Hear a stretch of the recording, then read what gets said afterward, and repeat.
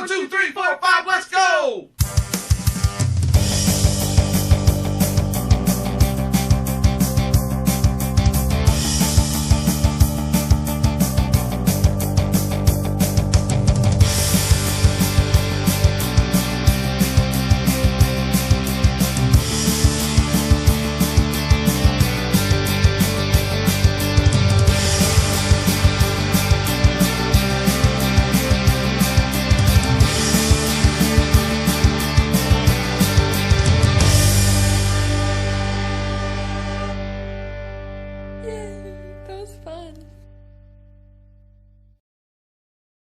Beaming to you from the Plastic Microphone Studios here in beautiful Southwest Louisiana, right in the middle of winter. Oh, I'm sorry. Wait a minute. It's 10 o'clock now. Right in the middle of spring.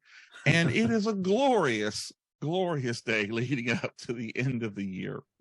I'm your host, Jamie Ray, and I'd like to thank you for joining us for this very special episode. But aren't they all? I mean, really, aren't they all?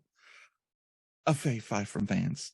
I have a returning guest who actually came to me with this idea. And I was like, yeah, we can do that. And of course, is it of course really though? I mean, I'm not, because things could, I'm sorry, y'all. I just got up. I got to finish my chocolate milk. Okay. I want to welcome Jay Hall back to the Plastic Microphone Studios. Jay, good morning. Thanks for getting up early, sir. Hey, Jamie, not that early, but yeah, glad to be with you today. I'm excited. Me too. And Jay reached out to me with this great idea about our famous, the way that we make our lists and the way we do things and how we love things. And he said, you know what? I love all the great moments from the Marvel movies and Marvel series and Marvel cartoons, and not Marvel comics, though that is something we may talk about later. And I was like, oh God, you want to talk about a hard list? And I agreed. So tell us what makes you want us to do this list? Well, I have to, first of all, thank you for allowing this to be changed to the Fave 50 from Fans. It's going to take about that long to get all of the possible moments in. I didn't grow up a comic book guy, but I loved superheroes. So, you and I are about the same age, grew up watching Super Friends, Blue Falcon and Dino Mutt. Yeah, right. We're both about 30. Space Ghost. I watched The Electric Company, which was a show on PBS, only because it had Spider-Man shorts. Had this little guy in a Spider-Man outfit that would run around and do Spider-Man things, and I loved that. I would sit through all the rest of it and was wildly disappointed when Spider-Man didn't show up.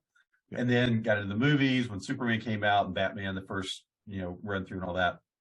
So I love superheroes, never been into comics, but then when Iron Man hit in 2008, it was a character I knew very little about. It was a superhero movie. I was like, let's go check this thing out.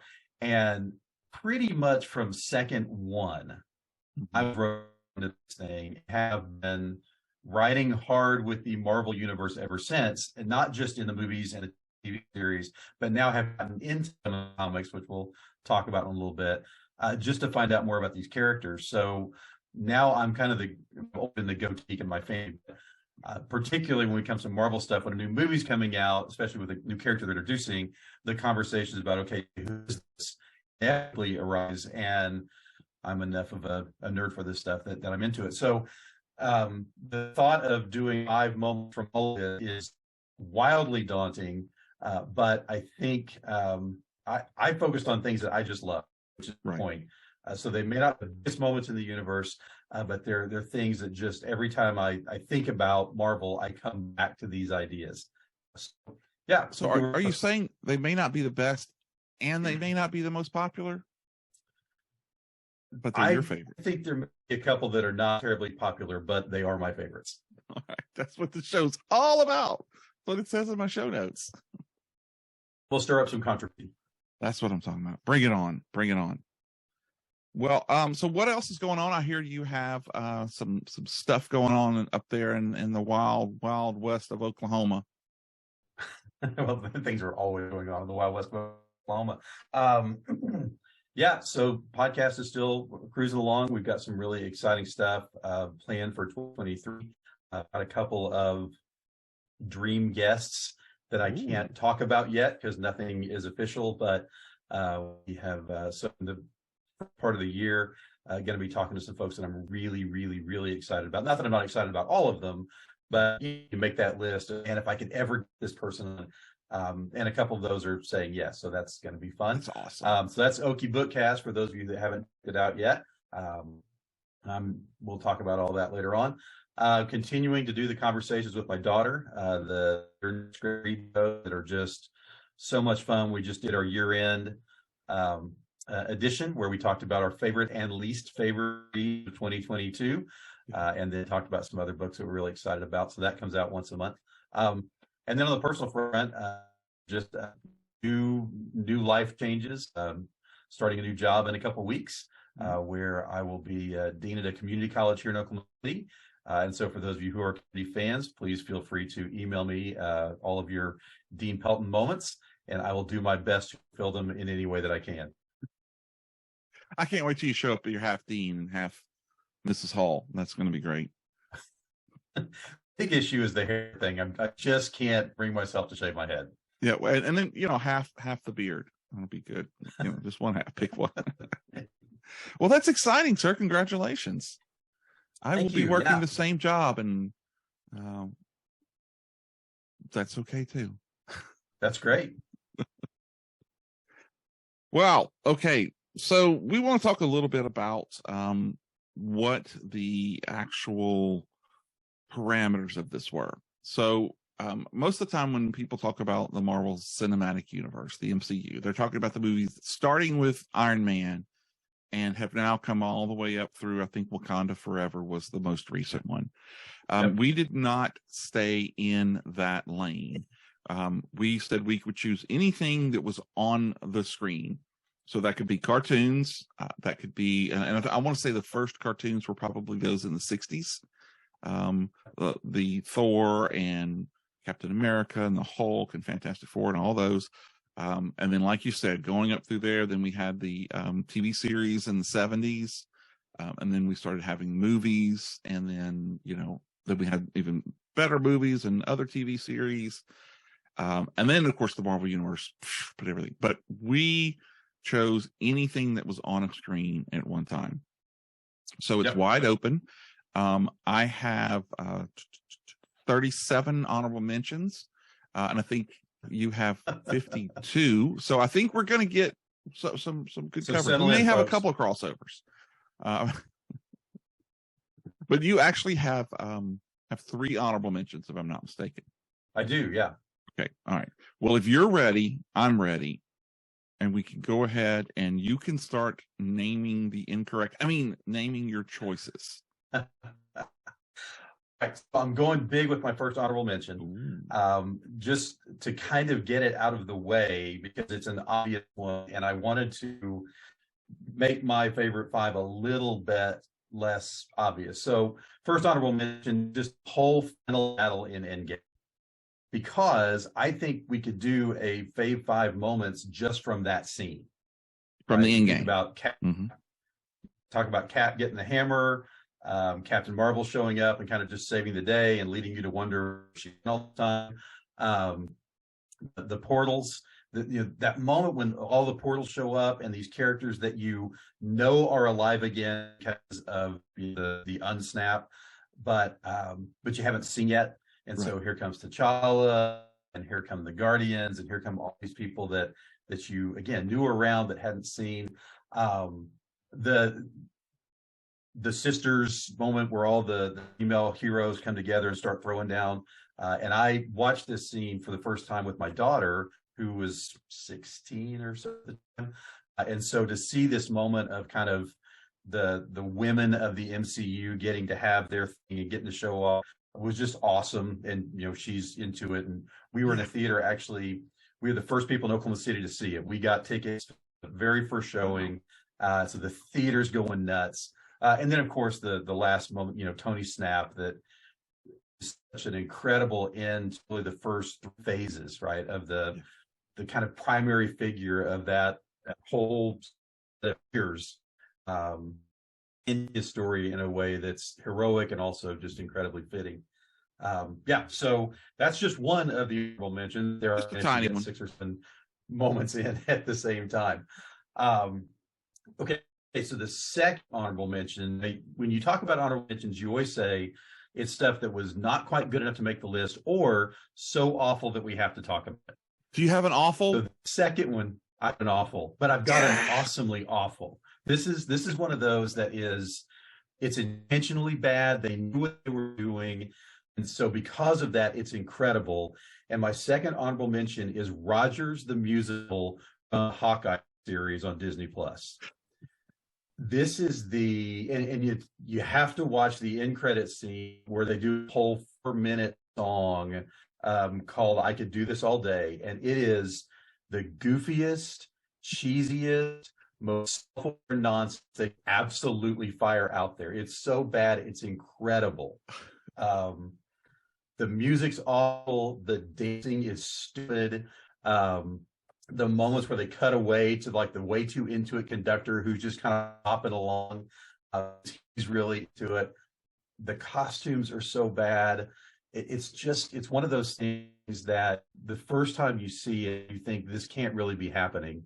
Right. And then, at least at my house, we immediately rewound it and watched it again and again. Because it's just, there's something about, Marvel has taken itself less and less seriously in some of the more recent, think about Love and Thunder and Taika Waititi getting into it, some of that. But there's still this very serious, we're saving the world all the time. And so to take that and turn it into the worst version of a Broadway musical is just, it's brilliant, but it's also so fun.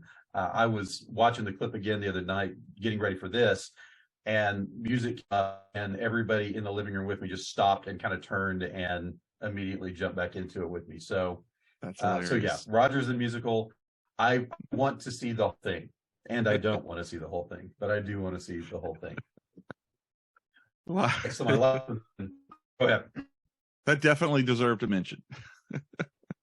Again, so bad it's amazing. Mm-hmm. All right. Last I mentioned, I have loved most of the Netflix shows. So Daredevil, Jessica Jones, Luke Cage, Iron Fist, The Punisher, Defenders, all the stuff that they did. And I love now that that's getting integrated into MCU with Charlie Cox up in a couple of different places, and try to be careful not to spoil too much. But one of my favorite villains in the entire Marvel universe shows up in Jessica Jones, and that's David Tennant as Kilgrave. Yes, the purple band. I love David Tennant. Tennant's my favorite actor. He's incredible in a show called Good Omens. If you haven't watched that, it's unbelievable. He has a fantastic podcast that just called David Tennant Does a Podcast With, and he had a couple of incredible seasons. He owns every scene that he's in. He's just that kind of actor. And Kilgrave is a character, for those that don't know, Kilgrave's power is that basically he can compel people to do whatever he wants them to do by just telling them. And so, and he takes this to the ultimate psychotic extremes all the way through the first season of Jessica Jones.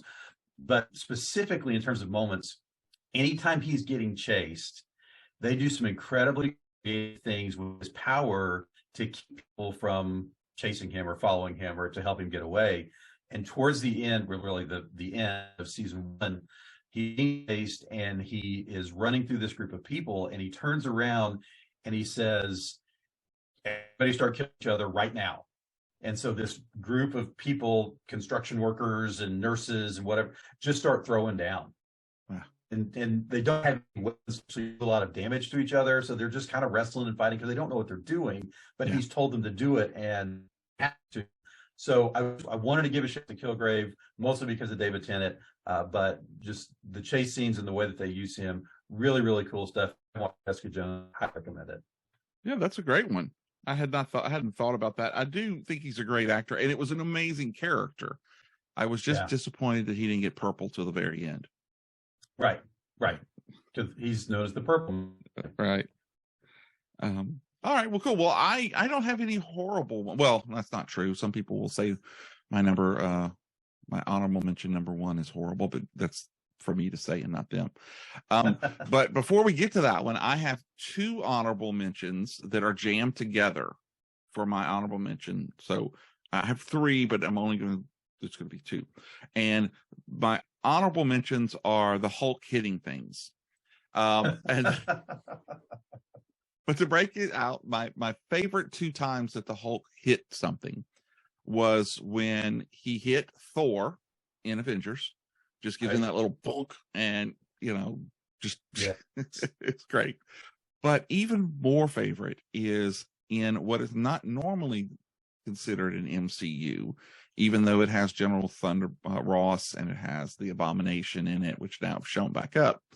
But it's when in the Incredible Hulk movie from 2008, they're fighting in Harlem, and the Abomination seems to be getting the upper hand, and the Hulk grabs an NYPD police cruiser, splits it in half, and then uses it as boxing gloves to beat the crap out of the Abomination.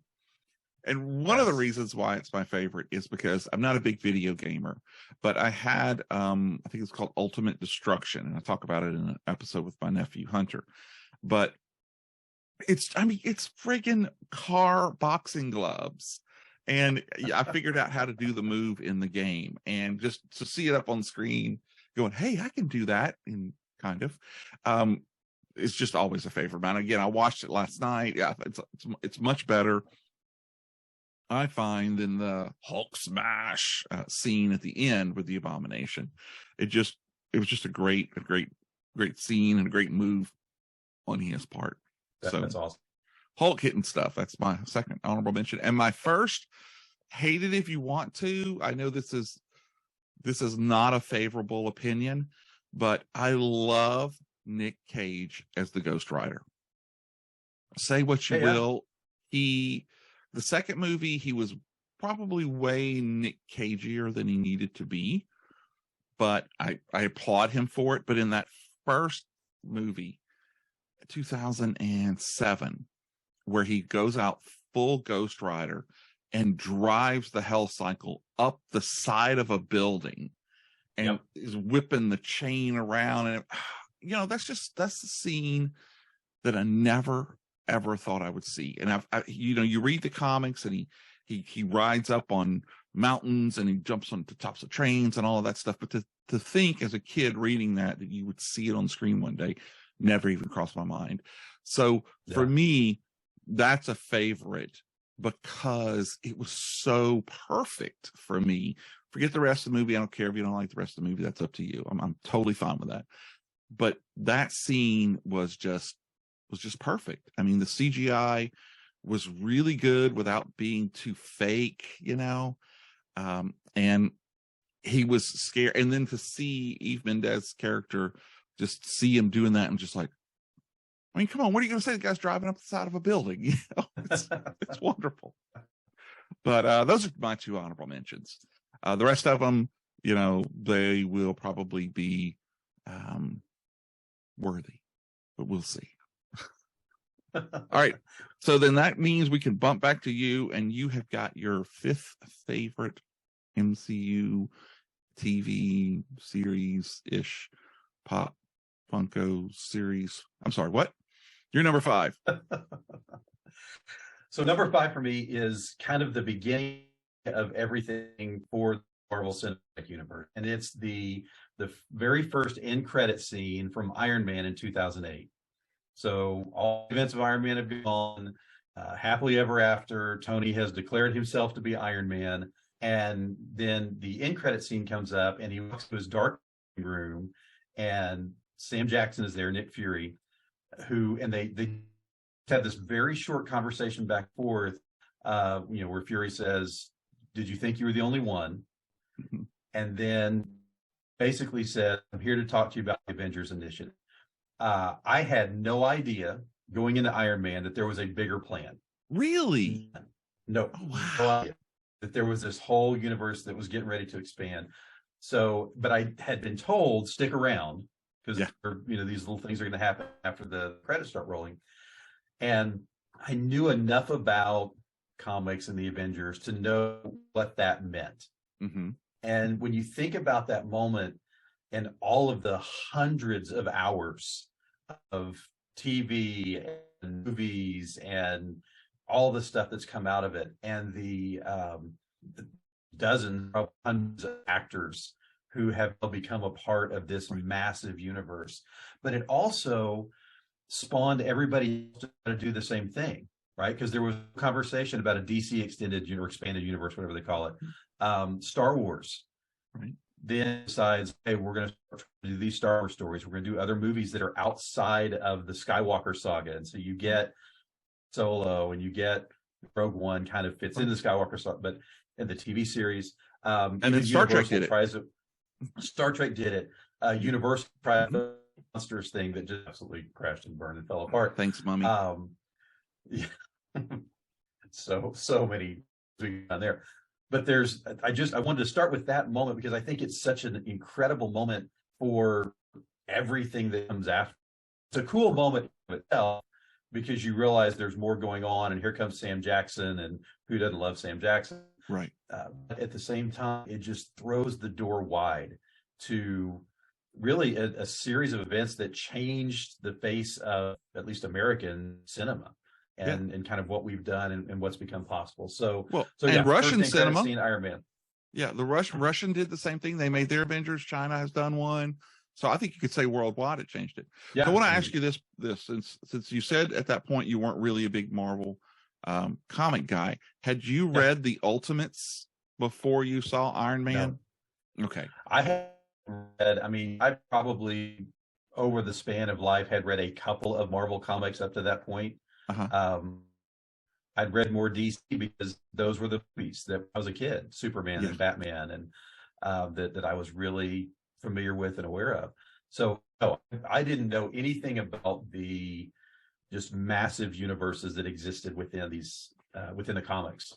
Okay, well, see, I had because I was a huge fan of the Ultimates, not just because of the well-written storyline and because of the art, but I loved the fact that they actually made it as close as possible. I mean, with an Asgardian and the Hulk and all that stuff, but it was a real world Avengers. And then, so of course, the character of Nick Fury is Sam Jackson in those comic books. And this was well before the movie and everything. So in your head, you're never thinking, oh, we're finally going to see this and they're going to get, the Hoff to come in and do Nick Fury again or something.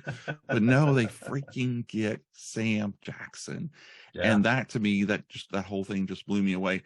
And I don't like to get too hopeful when I see these things, but my first thing after seeing that was, oh my God, they're going to get Captain America in that suit that he wore, and we're going to see a Hulk that is, that can talk and isn't just smashing stuff up, and we got all of those things, and it was wonderful, and it still continues to give to us. So that is a great moment, sir.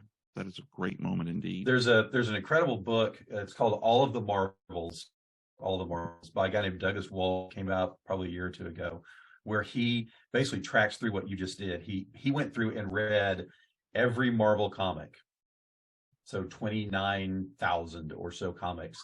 And then the book is him connecting what happened in the comics to what's happening in the Marvel Cinematic Universe and the TV shows. And so he talks about this is what, Black Panther is like in the comics compared to this is who he's become in the films.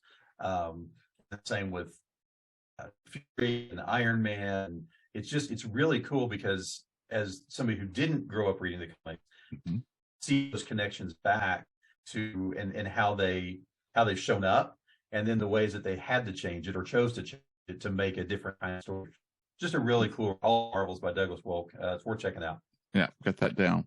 One of the and then we're going to move on, but one of the best things about the Ultimates comic is Captain America is fighting the head bad guy who's like an alien Nazi type deal, literally a Nazi, but anyway, and they're fighting. I can't say it on the show, but he points to the A and he's like this. Anyway, you know what I'm talking about. You know what I'm talking about. I'm with you. What that stands for. But anyway, all right, that's a great one. Okay, I'll have to look that up. All the Marvels, I've got that. Okay, well, my number 5, actually, we're talking about Captain America. There are so many great things about the first Avenger.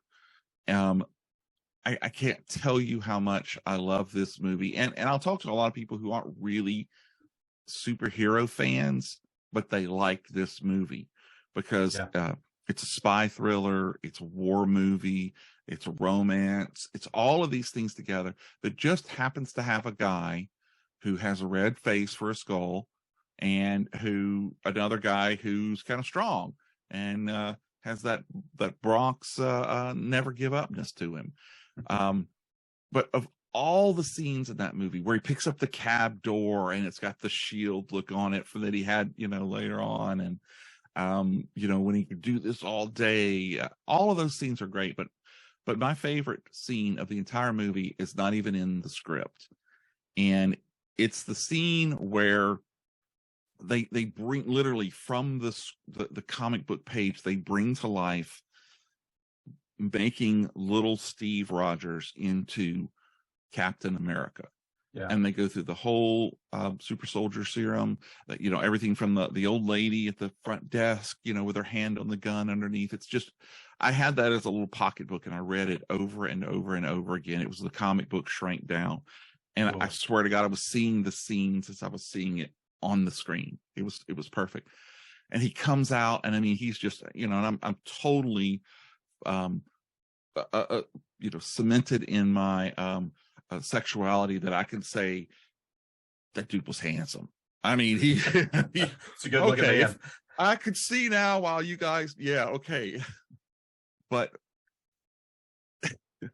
I laugh even still when Peggy Carter sees him and we know that it's actually Haley Atwell going, oh.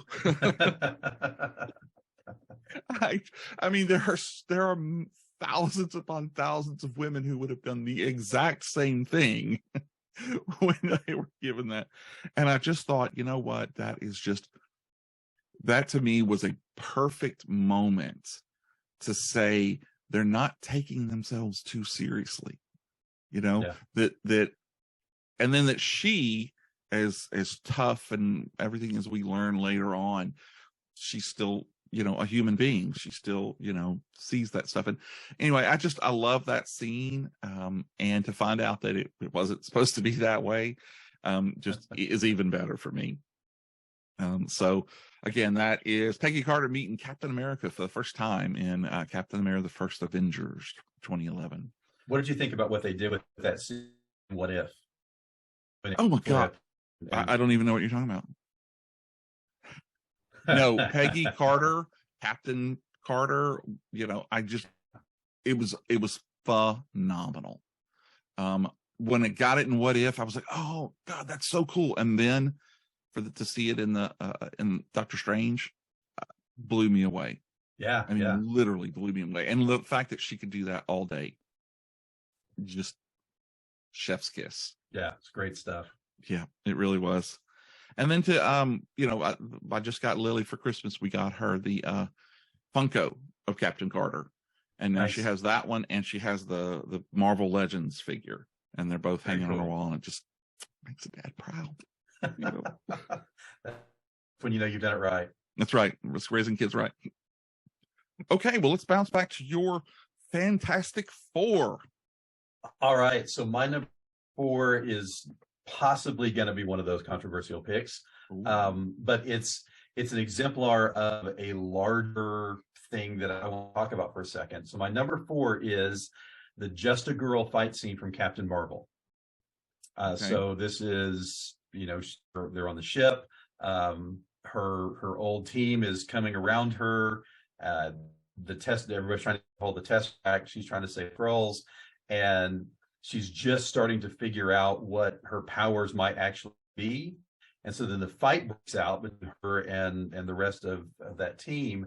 And in the background kicks off, no doubt, Just a Girl.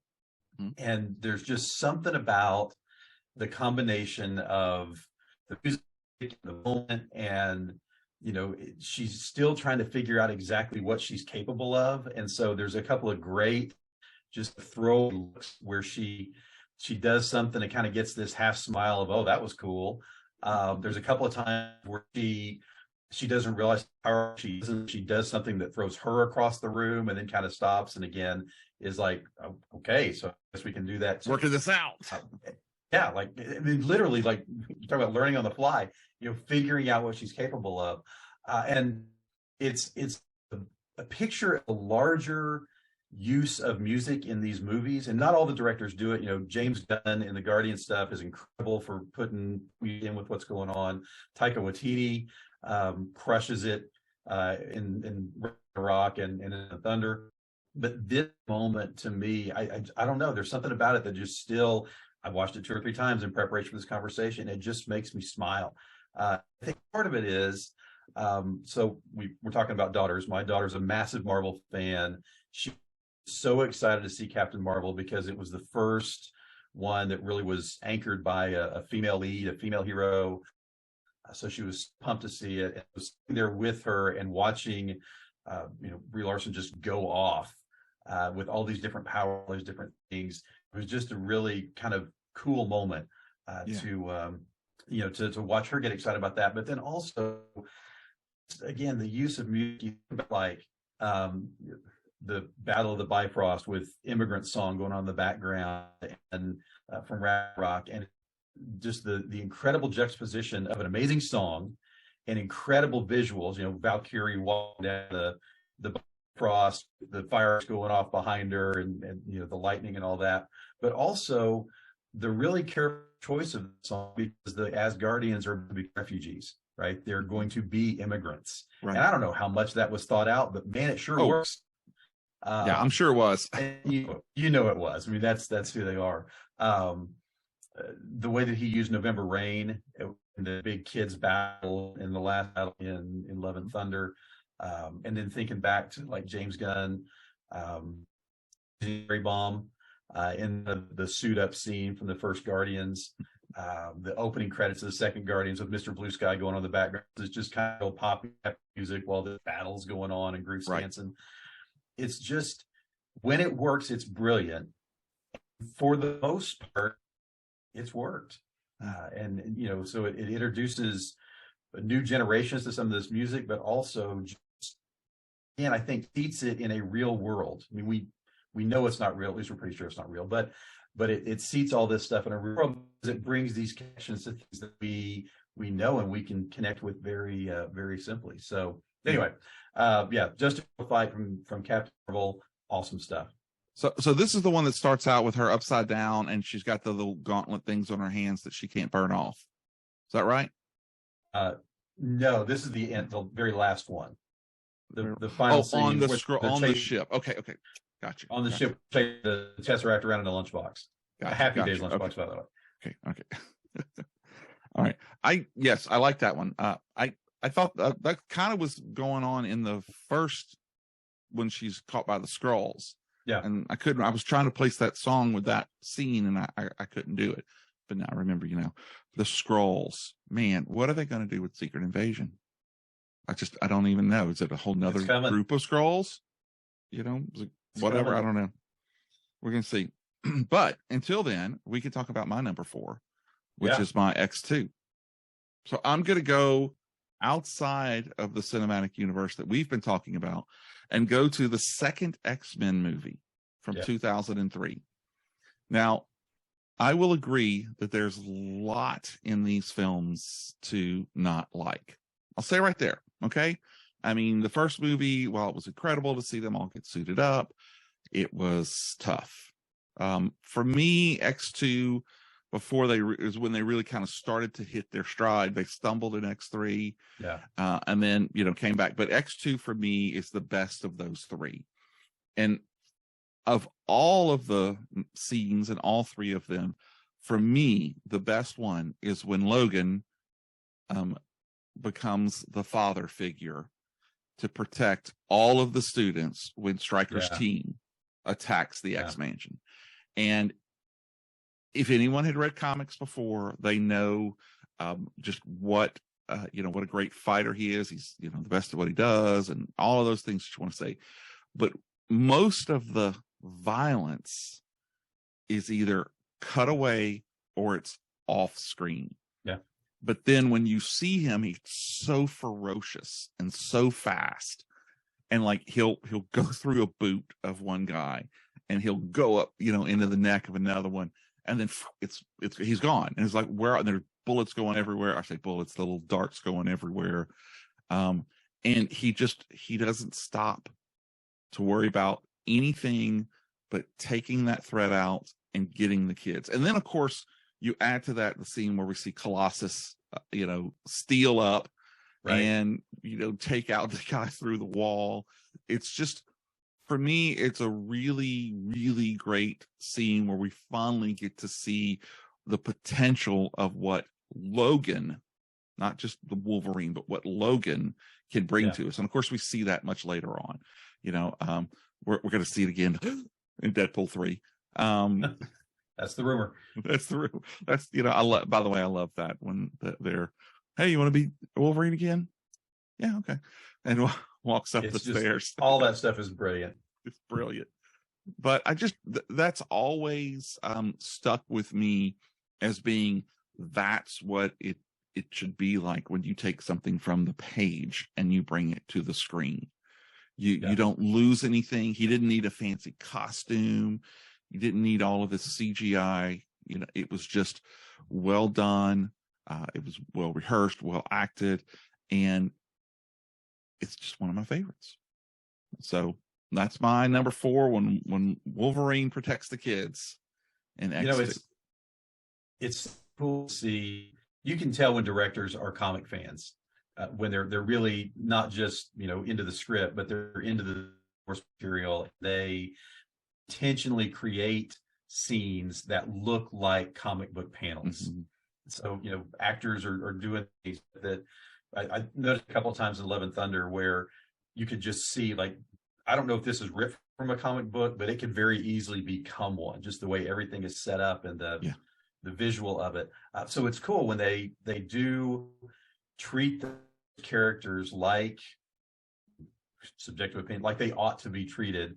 Right. For those who, that nod to the fans who've been with this series before they became movies. Yeah. And you bring up a great point. Love and Thunder, I did not read the whole God Killer scene because that came much later. I haven't been reading comic books nearly as much as I have when I was much younger. And so I don't know if that was like, I do know that the character look was not at all what was in the comic books because I heard a lot of people complain about that. Yeah. Luckily for me, I didn't have any of that issue. I thought it was a great idea to have this kind of, emaciated looking guy who has all of this power. I thought that was great. But I totally understand what you're saying because so many of those scenes did look like they were frozen from a panel and then brought over here and brought to life. Yeah, just the way you use black and white and then the random colors that kind of pop in. It's great stuff. Awesome. Well, all right. So let's bump back over and hear your number 3 favorite MCU moment. So this is me getting ready to grossly expand the definition of moment. How about that? Okay. Well, you did that in the 20-minute scene from the I know. This one's going to probably be even worse. The moment itself is Yondu's funeral from Guardians of the Galaxy 2. Mm-hmm. Even like shout out to Wrath of Khan with the torpedo tube going out into space. Yeah. Again, intentional or not, I got it. But the moment when they look up and all of the Ravagers have showed up to celebrate him, honor him after having rejected him. And there is this incredible kind of redemption moment that already happened because he's been selfless and he's done what he's done to save the day. But the recognition of that moment. So Rocket said, I told him, I told what he did. And then here they show up. And so again, talking about music, you've got Cat Steve's Fathers and Sons going background to recognize the fact that Quill has lost both of his father in basically the same moment, Ego and his adopted father, Yondu. So you got the music in the background, the fireworks that go off. I don't know how fireworks work in space, but we'll let that happen. I wasn't going to bring it up. Yeah, it's fine. Listen, again, we're letting a lot of things pass. Let's not get up on physics. But the cameos with Stallone and Michelle Yeoh and James, the honoring of the original Guardians, because that's who those guys are, like the original set of Guardians of the Galaxy. But so all of that, and there's these great moments for basically all of the characters, right? So you have Peter and Gamora, have Rocket kind of realizing that people still like him, even though he's kind of a crusty guy. You have a great moment between Drax and Mantis, where Mantis says it's beautiful, and Drax says, "So are you," on the side, because he kind of running of how full he thinks she looks. But my favorite reaction in all of that is Kraglin. Okay. Because when the Ravagers show up and the fireworks go off, he goes nuts in the window, and so you see him yelling and kind of throwing his fists up. Because of everybody there, he understands what that means for Yondu, right? He understands kind of the redemption of that, and that everything that has gone on has still led to this moment where Yondu, who he's obviously, that's his captain, that's his guy, has had kind of an arc. It comes back around, and he sees everybody honoring this guy for who he is and for ultimately what he did. And Michael Rooker in Guardians 2 just crushes it from the moment he shows up on screen. I mean, I love him anyway. Merle on Walking Dead. I mean, he's just a guy. Now, he basically just plays Michael Rooker in everything he does, but it works here. But the Arrow scene when they're escaping from the ship and he's basically just laying waste to everybody, and it's literally at one point raining bodies. Right. I'm Mary Poppins Jill, which is just a funny but also really kind of significant moment, because Quill could have made fun of him and chose not to. Right. Kind of started with that, and then realized, no, let's treat this guy with some respect and with some dignity. So it is a beautiful scene. It's a significant scene, I think, for what it means for a character that's kind of an afterthought in some ways, but have these redemptive arcs that show up all the time. And I think this is a really good example of what those look like. So yeah, Yondu's funeral, I think it's incredible. See, that's amazing, because that wasn't even in my incredibly long list. I saw it on someone's list of 50 greatest moments, and I was like, oh yeah, that was cool, and then just moved on. But you're right. For all of those reasons, it was a wonderful, wonderful moment, even though we don't understand how fireworks work in outer space. Yeah. I guess you could say, certain fireworks work underwater. So maybe we'll get somebody who can come in and explain it to me. Somebody else, they weren't really fireworks. They were like torpedoes or something like that. That's fine. It's all cool. Glitter torpedoes. Yes. Fire. We're talking about spaceships, so yeah, exactly. And a guy who can with his recorder. My number 3 is another pre-Iron Man film. And it comes from the 1998's Blade. And of all of the scenes in all 3 of those films, the very first one that we get is still far and above my favorite scene. And this is the scene where Blade shows up to the vamp rave and ends up fighting every single vampire in the place. Yeah. And I mean, it was raining blood, when they drop the beats, and just, all of the weapons that he uses when he gets into the round room and he throws his little bladerang and it goes around, and just so much energy and so much focus from Wesley Snipes. I know that they're doing another Blade, and I'm sure that guy will be great. But I don't care. Wesley Snipes is my Blade. Yeah. He epitomized taking a character and making it your own. I mean, Ron Reynolds has done the exact same thing, with with Deadpool, and Oh, I yeah. absolutely love him for it. But you got to go back to Wesley and see that he wanted that character to come to screen, and he made it happen. And that first scene epitomizes what Blade is about for me, is that he doesn't care, young or old, ugly or pretty, one arm, two arms, whatever. If you're a vamp, he's killing you. And that first scene, that just did it for me.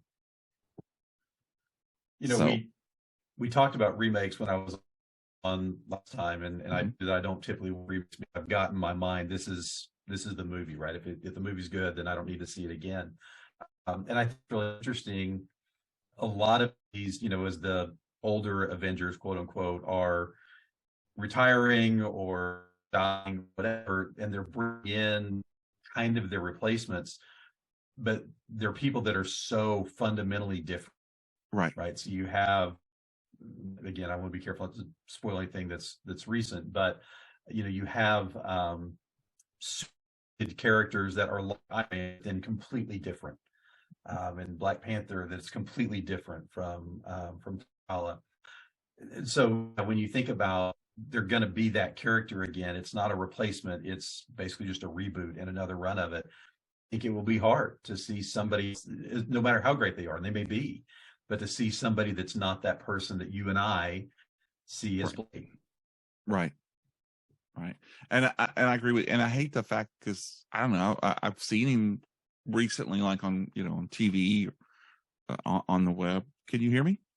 Yep. Yeah. Okay. There we go. He still looks great. I mean, he theoretically still could do it, and who knows? Maybe we'll see. They're not really big on cameos, though, so maybe we won't. Right. Anyway, if it's not Stan Lee, he probably doesn't show up. Passing of the torch. Yeah. But still, it'll be very interesting, and the lead up to how they're going to bring him in, I'm very curious about, because they're talking about the fact that we're going to see, or we've already heard him at the end of. Help me out here. It was when Jon Snow comes and sees the ebony blade. Gosh. Oh crap, I can't remember. There's so many of those those little snippets and stuff now. But anyway, Right. Supposedly that was Blade's voice that you hear. And that now he's going to show up in the universe with Werewolf at Night. And so anyway, it'll be very interesting to see how they bring him in, because now it's all rules are gone. I mean, you can bring this character and you can bring these, but anyway, so I'll be looking forward to it. I'm going to go into it with an open mind.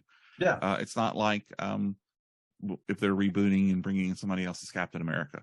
Yes, Lily, I know that Sam Wilson is Captain America. Settle down. But I mean, it's cool that he's Captain America, but he's Sam Wilson as Captain America, not Steve Rogers, just to be have that same character. And that's the thing with Black Panther. And I of course, from my point of view, I see Black Panther as a mantle. So T'Challa dying is just part of the story.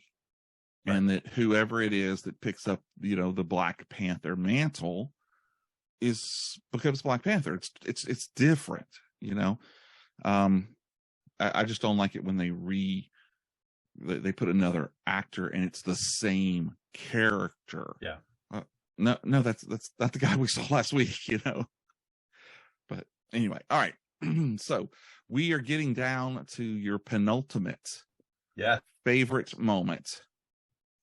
I'm sitting down. I'm ready for it. You're ready for this.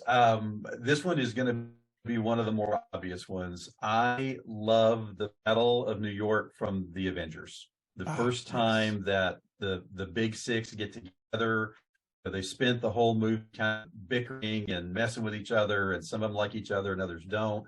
But when it's time for a common threat, suddenly they band together and everybody's doing their own thing, but they're doing it together.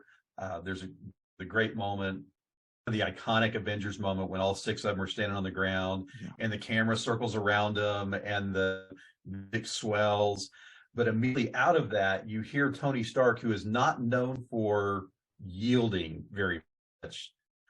The first thing he says is, okay, call it out, Cap. Like, he's letting Captain America take the lead for how that battle's going to go down and where people be deployed and what should happen. So you see these folks who, most of whom have kind of been doing their own thing or been solo, suddenly come together because there's a common enemy that is bigger than any one of them can handle, which becomes the theme throughout the next set of movies as the Avengers continue to do their thing. But you have all of these like cool individual moments with Thor and Loki fighting. I love when Banner rolls up on the kind of puttering motorcycle, and then it's like, okay, yeah, we need you to get angry, and all of a sudden here he comes, and here's the secret, I'm always angry. Tony Stark, he's selfless and ready to sacrifice himself, taking the missile up into the hole in the sky. But it's a coming together, right, of all these movies that we've seen this coming, we've seen this getting set up. Now suddenly here they are, they're doing what we knew eventually they were going to do, and it's just really cool. Yeah. The battle, the CGI of it, awesome. Just seeing all the different individual abilities, but it also, in hindsight, sets up so many other things, right? Don't have Civil War without the Battle of New York because you don't have all the stuff getting broken. And so, that's kind of the first thing that sets off the Sokovia Accords. When superheroes fight, bad things happen to people that aren't superheroes. You have time travel stuff from Endgame that comes back into play in the aftermath of the Battle of New York when they're scrambling to get the test right. So just all of that for what it is. Hell, it shows up in Hawkeye. It's just one of my favorite. Yeah. Yes. I love the way they went back to that, and just like you just said, you see the bad guys and you see the good guys, but there's thousands and thousands of regular Joes, and every building that gets bumped into or falls in on, there's probably people inside of that. Yeah. No. That's a great one. First time, I don't know that I fully appreciated how much of that goes on. Just how many just random things get, even when Hulk went up and down the walls smashing into the Chitauri, there's people inside those windows, right? And so all this stuff getting slammed again. And I have to say that without the Battle of New York, we don't have Rogers the Musical from Hawkeye, just to bring this thing full circle. Just close the circle. That's it. And that's one of the things that I am still eagerly awaiting, is to see Damage Control show up. And we know now that the Contessa's there, that we may actually start to see a real, not just a little snippet of it, but, and if you don't know what I'm talking about, there's actually a group in the Marvel Universe that's what they do, is they show up after things are broken, and they pick up all the broken weapons, and they clean up, and they take the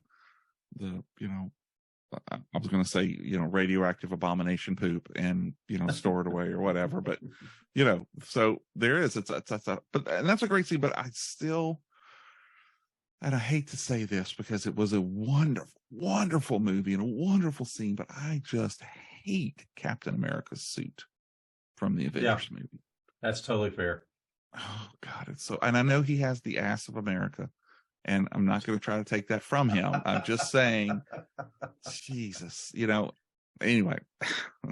All right. Well, I am going on that to note, what's your number two, David? I'm going to take your epic, screen-filling, eye-pleasing Battle of New York and compare it to my number two, which comes from 1977. After young reporter, not so young reporter, Peter Parker has been bitten by a radioactive spider in the first movie that spawns the TV series of The Amazing Spider-Man. Yeah. And he comes out, and the car is coming to him, and he jumps up and sticks to the wall. I was 7 years old at the time, and I can vividly remember just my jaw dropping. Now, again, as a 50-year-old person watching it, it was really bad. It was really bad. But as a 7-year-old, it rocked my world to the point where I was known for many, many years afterward to get down on my hands and feet and crawl on the floor like I was Spider-Man crawling up the wall, and I'd make my dad take a picture of me, and of course we didn't have green screen or anything, but here I am going, and it was just to see that, just like when you see Superman fly for the first time, and you believe a man can fly. I believe a man can stick to the wall. And the costume was horrible. The web was rope. Everything you want to say, I'll agree with you about that show. But is always going to be a favorite of mine, because that 7-year-old me just was blown. And then comes the Hulk, Wonder Woman, Shazam, all of those things. It was a wonderful, wonderful time to be a kid. And it just opened up this world that's made me, who I am today. But that scene where he jumps up and sticks to the wall, just chef's kiss again. That's awesome. Yeah. It is so much fun to look back at those with older eyes and then realize that you really don't have older eyes. I think that's great. You're right. When you watch the original Star Wars Episode 4, you realize this is not very fast. This is just tracking along, and some of the visual effects and stuff aren't great. But I can't not be 7 years old watching it. Right. Like, even from trying to be objective about it, I just can't. Yeah, because 7-year-old me loves that. We love everything about it. So I totally get it. Flaws and all, we love it because we get to be kids again when we're watching it. Yeah. Now, have you been able to overcome? Because just recently, I said the last several years, I've been able to battle this, and I feel like I've somewhat overcome it. It's hard when you find a young person who watches Episode 4 and goes, that was great, but man, that Solo movie was awesome. And you're like, yes, I can see your point. There was a lot of, Childish Gambino was awesome in that, wasn't he? Those kinds of things. Because you have to really suck it up and realize it doesn't matter how they get there first of Star Wars. Right. As long as they got it, and then now they're in the universe and all of these other things, they can love. Gosh, excuse me. As long as they get into it, so I've and Scout, we were talking about that off camera earlier. Scout is one of those reasons, because to know that someone's favorite moment of all of the Star Wars movies was the pod race, I'm like, oh God, are you serious? But she is the kid that I was when I saw Luke Skywalker, and it's like, okay, it doesn't matter, and as long as you love it with those eyes, like you just said. Yeah, we're seeing it with the 7-year-old eyes. You're seeing it with the 10-year-old eyes from the first time that you saw it. It's well, and I think it's become so hip and cool to just kind of look on your nose or overanalyze everything. Mm-hmm. And there are things that are just empirically not very good, like the pod race. But at the same time, you have to remember, like, this is supposed to be fun. Yes. And as much as the first set of Star Wars movies, just the episodes 1, 2, and 3, just make me cringe, I have to remember that they were kind of making those for me, for the old fans, but they were also making them for a new generation. Right. And so Lanny Skywalker and all the stuff around that was really designed for people who were probably Scouts when it came out, like my kids. Right. Were watching those as young kids, and it was really designed to hook them in, knowing that I was going to get anyway, because it was Star Wars. Yeah, it's Star Wars. Doesn't have to do. And the wonderful thing is that at the time we were, oh God, the whole battle, you were the chosen one and all that stuff. It's like, okay, well, maybe we're not getting the love that we think we have for it at that point. But now look, years later, it's spawned, Obi-Wan Kenobi, and we go back and we look at it a whole nother way now. And it's like, okay. So my whole thing of trying not to judge it through those eyes, like you're saying, to just take it what it is and enjoy it for what it is, and know that, you know what, if this isn't my bag, if I don't like whatever, that's okay. I'm going to go over and watch Andor again, or I'm going to go and do something else again. And as long as they're making stuff for everybody, then I'm going to enjoy some of it.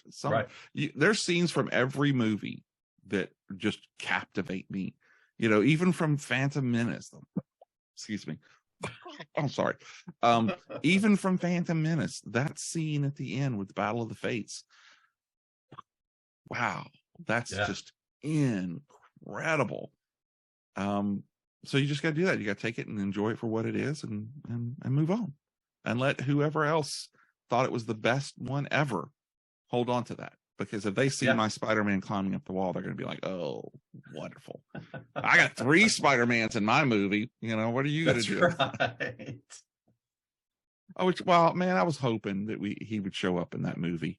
Just Pete Hammond, I think is his name. Not Hammond. Hammond's his last name. I would have loved to have seen him, just as a cameo or something. But he's one of those people I don't think ever does cons. I've written to him before, and I never heard back from him. So Nicholas Hammond, that's his name. But he kind of had anyway, moved on. Yeah, moved on. He's done other things. We are now at your number one, your absolute favorite moment from 612 movies, 3,400 episodes of Marvel goodness. I'm ready for it. I'm very excited to hear what it is. You've already covered so many battles and so much time. And what's it going to be? What's it going to be? Daredevil, my favorite Marvel property, and he wasn't until the Netflix series. Because again, the only thing I knew about Daredevil was the really, really, really, really, really awful movie. Okay. Before MCU and all that took off. Elektra. So yeah, exactly. Because the Daredevil movie was awesome. Okay.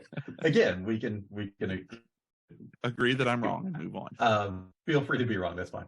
But I started watching the show on Netflix, and I mentioned that I really like most of the Netflix shows, and so after that, then started checking him out in the comics, especially the Brian Michael Bendis run in the early 2000s, where kind of resets and does a lot of the classic villains and things like that. And I love one of the things about Daredevil is it's all about this guy who can triumph over the adversity that's been given him. He's blinded, but has all the other abilities that show up, and the way that his religious background plays into the narrative of who he is, what he does, why he does what he does, and should he be doing what he, all of this conflict that goes on around his respect and his understanding of what that means. But in each of the 3 seasons of Daredevil, there is a long shot tracking sequence. So in the first season, it's a fight in a hallway, which they admitted later when actual one shot. We'll give it to them. In the second season, the fight in the stairwell, where he's trying to escape the biker gang. But in the third season, in episode 4 of the third season of Daredevil, there is an 11-minute one-shot tracking sequence where he is fighting his way out of a prison. And yes, it is phenomenal. Tracking shots are tough anyway, especially fight sequences, because there's so many things that have to happen and so much choreography that has to go on. So much energy you're expending. Yeah, because there's no let up. Now, what's interesting is they do give him a break in the middle of the sequence, because there's long fight sequence, and then he goes into a room with the mobsters and gets to stop and catch his breath a little bit as they're talking and interacting, but it's still one shot. That there's still just one camera moving around the room, and then after 3 minutes of that, they're back out into the hallways and they're fighting their way out of the prison. I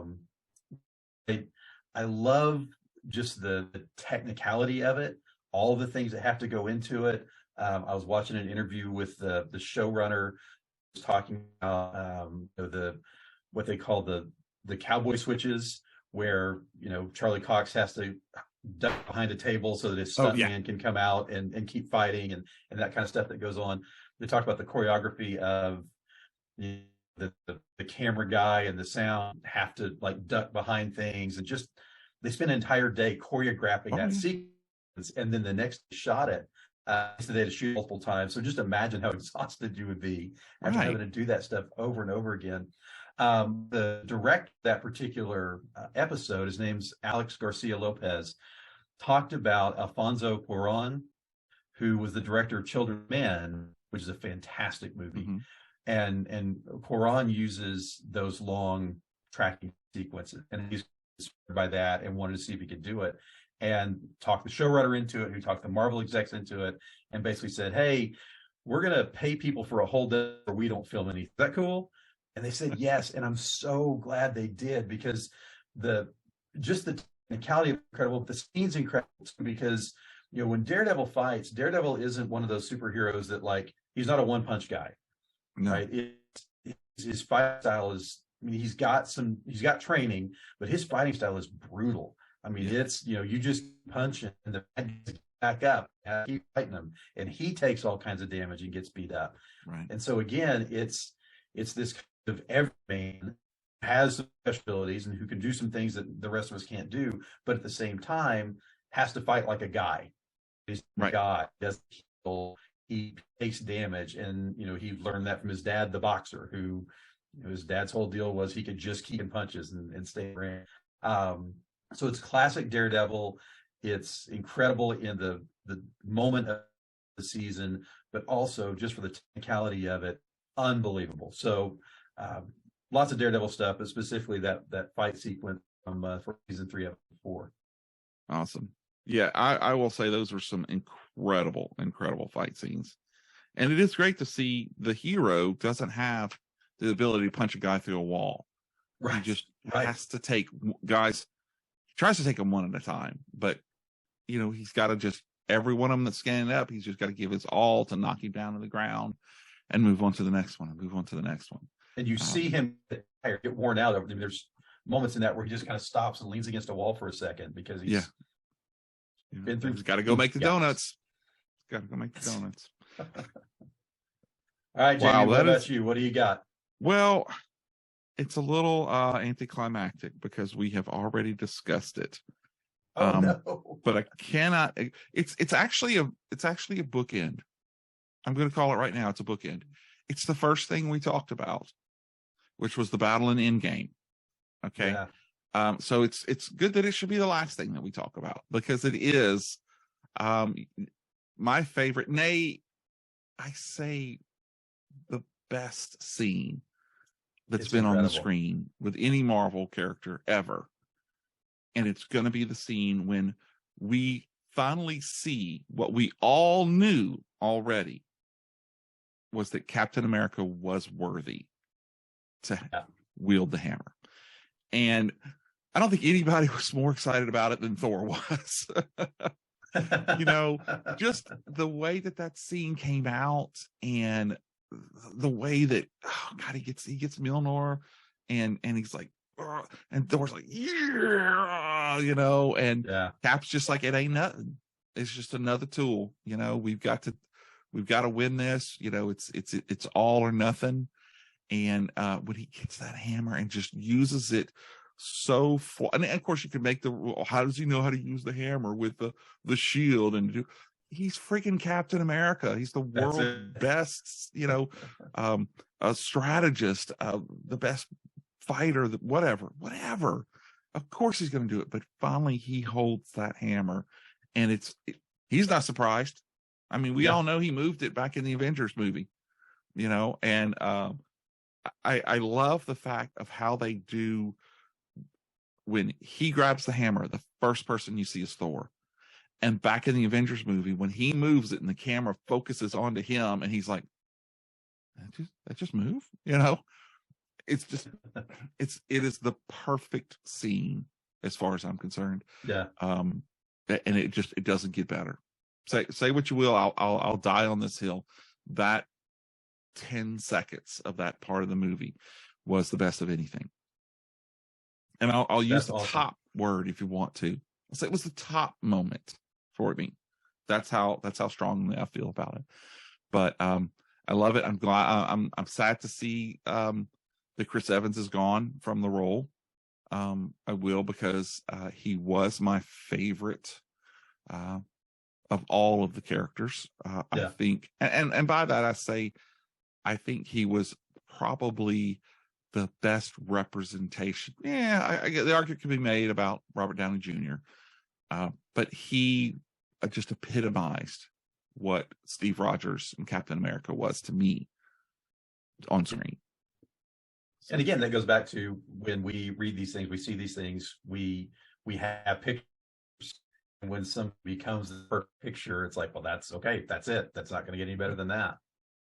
Yeah, especially, and we can talk about this, but especially in the first Avengers movie when he's scrawny. Yeah. Oh my God, I don't know who came up with that CGI or that thought or whatever, but it was so wonderful. And that scene where he gets the flag when all the other big guys have, the scene where he jumps on the hand grenade, all of those things showed you that he was a hero before he ever took that shot.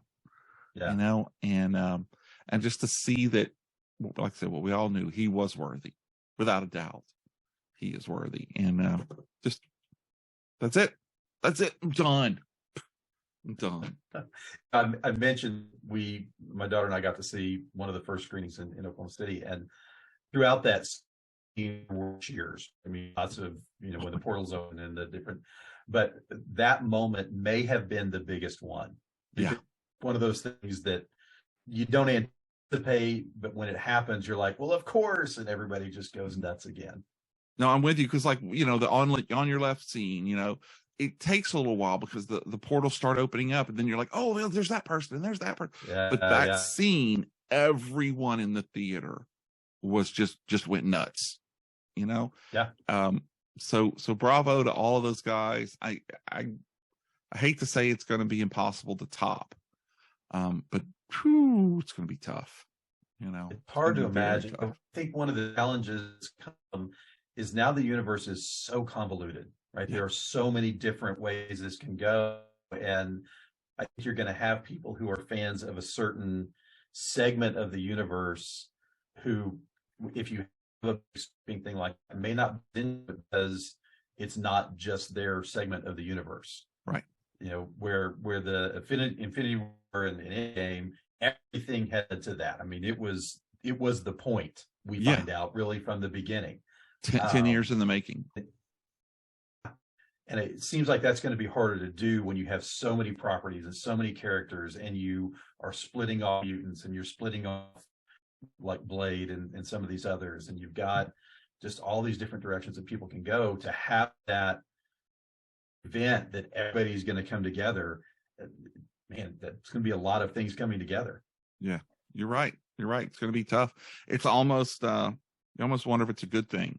I mean, of course it's a good thing to be able to see, the Fantastic Four, I mean, can you imagine what it's going to be like when we see the Avengers, the X-Men, Fantastic Four, all going together against whoever it ends up being against? Yeah. I mean, it won't be Kang because that's kind of already laid out, but when we see it, it's going to be incredible. Of course, we don't even know who those characters are going to be played by. So, right. We'll be old man. Maybe we'll have those implanted goggles where we watch on the inside of our eyelids, by that time. But we'll see. Wow, man, this has been a great ride. We have covered so many things. Yeah. And of course, we would, but it's cool to see. I'm surprised that neither of us had cartoons, because there's been some amazing cartoon scenes. But this was challenge, right? Is having to just decide which direction we're going to go down, because there was just, you and I were talking a month ago, we have set for ourselves an impossible task. Yeah, and we got it done. Booyah! And yet we crushed it. Yeah, we did. Wow. Well, awesome. Well, of course, before we get started, we got to figure out what we're going to do next. I'm thinking we got to maybe have a deep analysis of PageMaster and see how that goes. I mean, it's freaking Whoopi and Picard together again, Oh my gosh. Wow. No, but seriously, I always love having you on the show. You're such a cool Yeah, guest. And so the whole fun. background now, it's very cool. I like that. Yeah. Is that a little wheel there that's your lamp? That's a lamp. Yeah, that's my reading lamp. That is very cool. Old school. Yeah. Well, all right, Jay. Super. Well, I want to thank you finally again for being on the show. Always a blast. This is so fun. So I really enjoy it. You're a great guest, and I'm looking forward to listening to y'all's year-end special. So tell us again where we can listen to Okie Book Cast. Yeah. So the website is okiebookcast.com. All the different we do there, so you can hear the interview episodes. You can hear the episodes of Your Next Great Read, which is the book chat with my daughter, who is all an author. We also have a poetry anthology. The next volume of that will be out in mid-January, so you can check out Oklahoma poets reading their work. But all that is at okiebookcast.com. Then you can find me on social media everywhere, and it's just at Okie Bookcast. So Twitter, Facebook, Instagram, TikTok, all these other things that now are popping up. Trying to pick Hive. Hive, Mastodon. I mean, listen, we're just making words up now and fire out. And you can also on the website subscribe to the Bookcast newsletter. So it's a monthly newsletter that I send out with recommendations from different people. Some of them are mine, some of them come from Hannah, some of them come from former guests.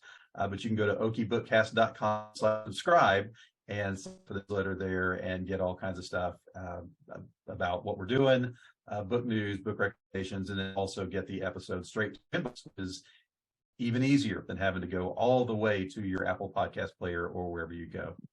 And of course, all of those links. We're going to have all of those links on the show notes. Even if it takes you, half an hour to read through all of it, because you do so much. It's like, oh my God, I thought I was busy. It's fun stuff. It's all fun stuff. Well, I'm thinking we should do something with books. Maybe favorite movie adaptations of books. I'm in. You're in? All right. Damn, that was easy. Oh, yeah. I'm going to write it in pen. Oh, that makes it official. Yeah. All right. God, well, okay. Got to get started on that next. Wow. Well, thanks so much for the show. Seriously, I want to thank all of you out there in the podcast universe for sitting down to join us for this episode and seeing this face. I know it's tough. My mama told me I got a face for radio, but I'm doing it anyway. And I want to thank you all out there for subscribing to us. It's the new year, so you can find us on YouTube. You can find us TikToking. We're doing reels. We are actually doing Hive. I'm on there now, but I think I've only posted a couple of times, but we'll see how that works out. Still, Twitter is one of the best ways to find us at Fave, the number 5 from fans.com. Wherever you find us, please leave a review, a 5-star review. See, Fave 5-star, whatever, unless it's a 10-star scale, and then you could go to 10. I guess basically I'm asking for the maximum number of stars wherever possible. And if you like it, tell your friends about us. And if you don't like it, tell somebody you don't like, because that might just ruin their afternoon. And then, no harm, no foul. We'd love if you'd interact with us. And if you'd reach out to us as being a part of the SIP network, which we're at sipnet.us. And you can also find us on Twitter and on the gram. Well, that's it for this episode. Jay Hall, thank you again, sir. Have a wonderful new year. Same to you. Thanks. All right. And remember, it may not be the best. It may not be the most popular, but if it's your favorite, then it's good enough for us. Thank you for joining us. Jay, have a good one. We'll see you. All righty. Goodbye.